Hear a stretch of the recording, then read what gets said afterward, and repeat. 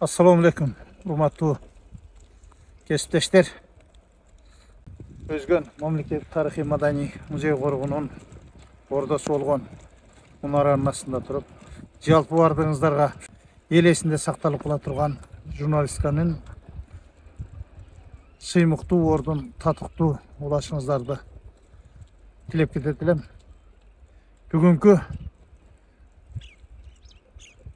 Çаңды булоон болгон ар кандай маалыматтардын бороону жүрүп жаткан учурда жоопкерчиликтүү жүрүп тарткылаган мамлекетибиздин, элибиздин бүгүнү менен эртеңине кайдыгер болбогон жалпы кесиптештерди куттуктап кетмекчимин. Себеби өзүңүздөргө белгилүү 1995-жылы Кыргыз телевидениесинин туңгуч режиссерлорунун бири Балташ Кайыпов агайыбыздын сунушу менен 8 декабрь Кыргыз улуттук телерадио корпорациясынын кесиптик майрамы катары тарых барагына кирсе, 2005-жылы 10 декабрда ЛТР телерадио компаниясынын түзүлүп жаңы телевидение катары иш баштаган күнү.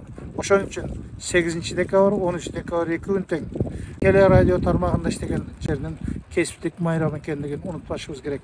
Бардыгыңыздарды ушу жооптуу ишиңиздерге ийгиликтерди каалайм. Ар дайым жакшылыктарыбыз арбын болсун, мамлекетибизде тынччылык, ынтымакчылык, береке токчулук, бейпилчилик болсун. Ар бириңиздерге жакшылык тилейм.